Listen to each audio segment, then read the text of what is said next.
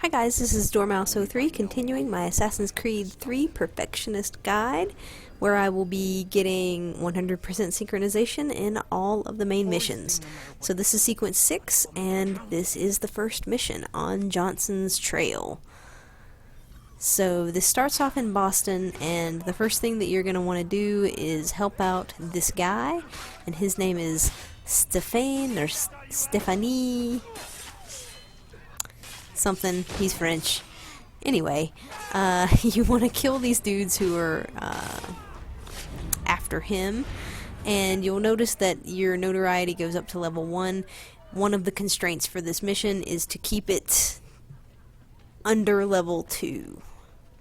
So do not reach notoriety level 2. So if you go over here and bribe this guy, you will get your notoriety back down, and that will help you out because they won't be looking for you, and you can just sort of make your way over to this waypoint.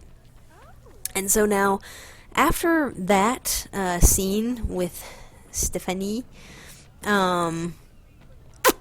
you will have all these liberation missions popping up, and it sort of is confusing because when you get near them, it'll give you an objective as though that's part of the thing you're supposed to be doing now, but it's actually not, and you don't want to do any of those because most of them involve killing some guards, and that can get your notoriety up pretty fast, especially if reinforcements come in or someone else sees you or you can't get away. So you don't want to avoid those and just sort of meander around to this waypoint and head on into this tavern, and that will complete that optional objective. So it turns blue, and you know that you have done that now and don't have to worry about your notoriety anymore. So when you go outside, you will see that it gives you another optional objective to limit firearm use to 6 shots. And so you want to make note of that, and I tend to not use my gun a lot anyway, but if you are someone who likes to use the gun a lot, then you just might want to take note of that. And so then there are a lot of those liberation missions, but you want to head right over to the harbor, and you can mess around with those liberation missions or you cannot. It doesn't really make any difference. Just don't be using your gun. But once you get over to the harbor, it's going to give you another optional objective. What you're going to be doing is destroying 3 smuggling crates, and it wants you to destroy all 3 of them with powder kegs. So, conveniently, there will be some powder kegs that you can pick up and move over next to each one of the smuggling crates. And so I'm going to be showing you that here. This is the first one, and here is the powder keg. You just push B to pick it up, and then push B again to drop it next to the smuggling crate. And then you want to make sure you have your pistol selected. Back a semi-safe distance away, and see, there's another powder keg over to my right. So there are a couple of powder kegs near each one. That one next to me blew up in a chain reaction and hurt me a little bit, so be careful of that.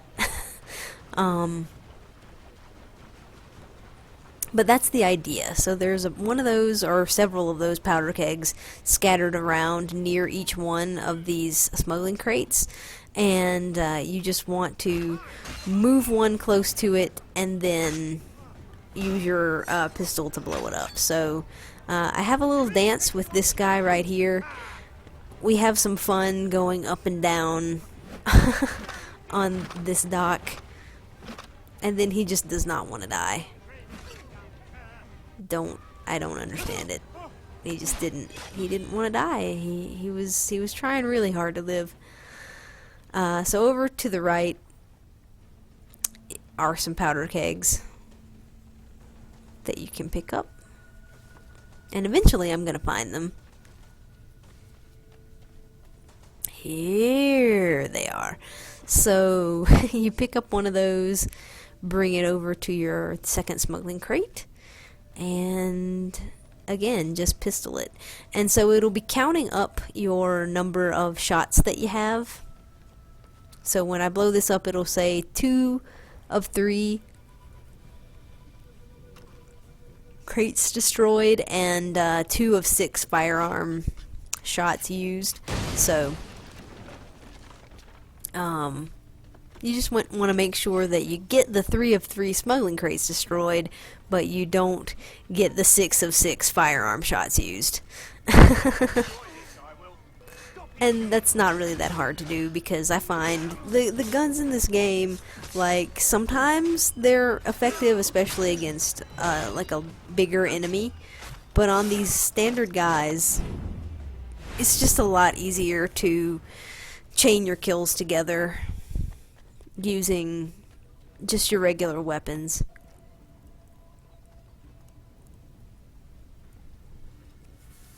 So that powder keg may have actually been close enough where it was, but I wanted to make sure, so I moved it around a little bit closer and gave myself some room to back away from it.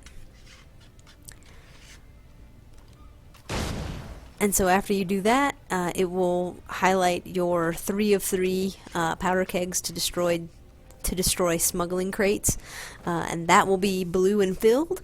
And then all you have to do is now get back to that waypoint without shooting your gun 3 more times, which should be really easy because you don't really need to do anything else between here and there.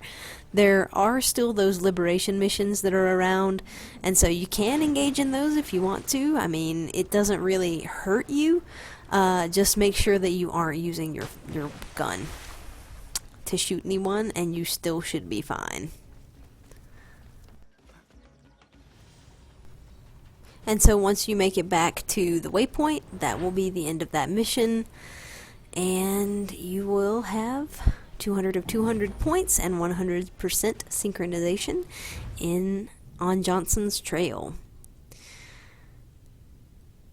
And so, just to recap those, you want to limit your firearm use. We only use 3 out of 6 shots. You want to use powder kegs to destroy all 3 of the smuggling crates. And at the beginning, you wanted to stay below notoriety level 2. So, not too bad for the first mission. And so, moving on, we will go on to the second.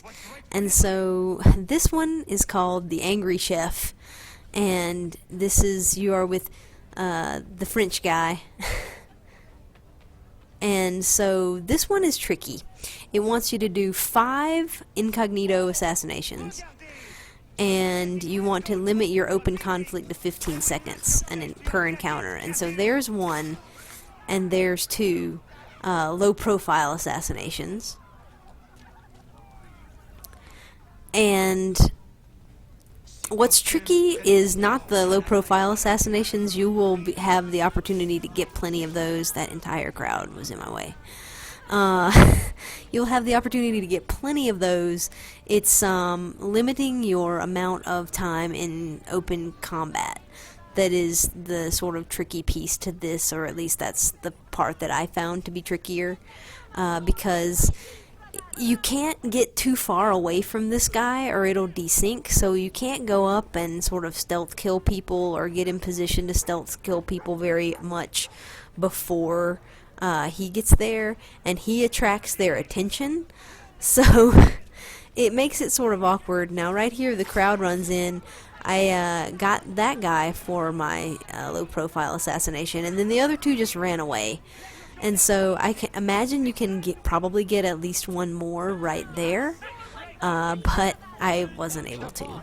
But it doesn't really make any difference because there are plenty of guards to stealth kill to get those 5 low profiles. I have 3 right now, which is already a good number. And so your next couple of guards are over here. And I go ahead and shank him, and I got 4, and I'm not sure why that second guy didn't count as my 5th one, but he didn't. So you might be able to get 2 there, but I only got 1.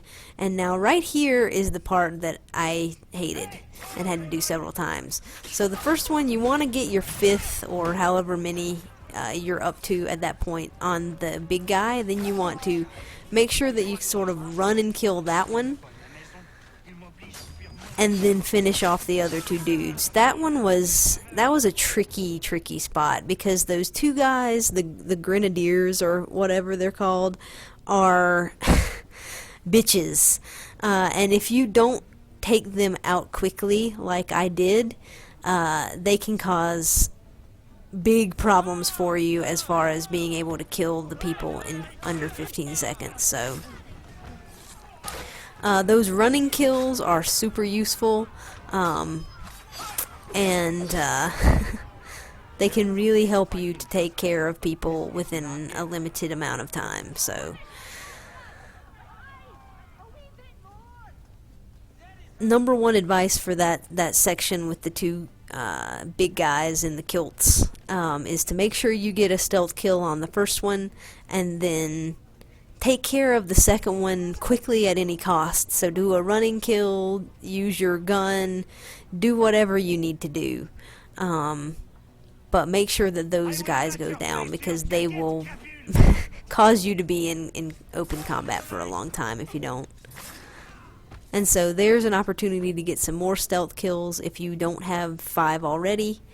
And then that is the end of that mission. So, well, it's not quite the end. So right here it introduces you to using your assassin recruits, and you just target a person and push LB, and then that will end the mission. So that one can be kind of tricky. It goes pretty fast through some of those tougher sections, but just don't worry so much about getting the 5 low profile assassinations or limiting his health loss, because you aren't going to want to be in combat for that long. You want to worry about that limiting your time spent in open conflict. And that's 15 seconds per encounter, not overall. So you can be in conflict for 14 seconds and then go out of open conflict and then be in conflict for another 14 seconds. So that does make it slightly easier than if it were cumulative. Alright, so we're on to the next mission, and this is the Boston Tea Party. And so you can either go in and just murder guys, or you can kind of do it a little bit more stealthily. And I chose to do the stealth route this time, which you know, I like to mix it up. Sometimes I like to go in swords blazing. Other times, you know, I like to be a little bit sneakier. So I called in my assassins here, and they come in and take care of business.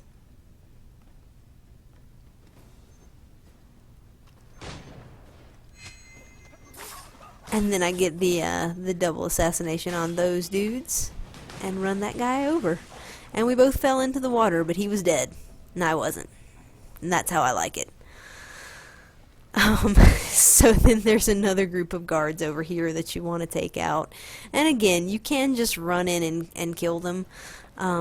Or you can kind of be a little bit more stealthy about it. And again, I chose to try to be a little bit sneakier. It took forever to climb up that net. So I'm going to call in my assassin recruits again to help me out. But first I'm going to have to get within targeting range.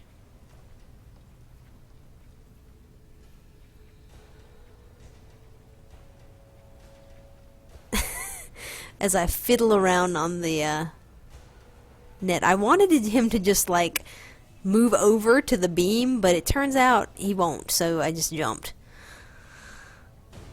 Ridiculous. Sometimes you just can't do what you feel like doing. So in any case, you don't have to do that though. You can just go in there and kill them. Uh, and so you don't have to spend a bunch of time messing about trying to be sneakier. But doing the double air assassinations is really fun, so I recommend that. And once you eliminate these guards, you're going to get on to the actual part of the mission that is semi-tricky. Especially if you don't really know exactly what it wants you to do. Because you have 3 constraints plus an extra thing that you're wanting to do. So the 3 constraints that you have are to dump 10 crates of tea in the water, and I'm going to start doing that. Then you also want to perform a musket air assassination and throw 3 redcoats in the water. So while I'm waiting for some guys to come around, I'm going to throw as many of these crates in the water as I can to try to get that objective out of the way, or closer to being out of the way, because you don't want to have to mess around with throwing crates when there are a bunch of guys that you're wanting to kill. So then you can come around here, grab a musket, and wait for one of these guys, and you want to be sort of hanging on that ledge right there, and then just push X as they come within range to do that air assassination with the musket. And so then right there, it was really fast, but I did throw that other guy in the water. That was the part that I was confused about how to do. But you don't have to have your just melee. You can have any weapon selected, and it will still do the throw. I don't know why that last box of tea that I threw off didn't count, but it didn't. So you just push B to counter, and then you push B again to throw the person. And you can use your left stick to sort of guide where you want them to go, and it's a lot easier to throw them off when they're on the banks right here. Because I'll show you a little bit later in this video how it's kind of difficult. And there's a third. It's kind of more difficult to do it when they're on the ship itself.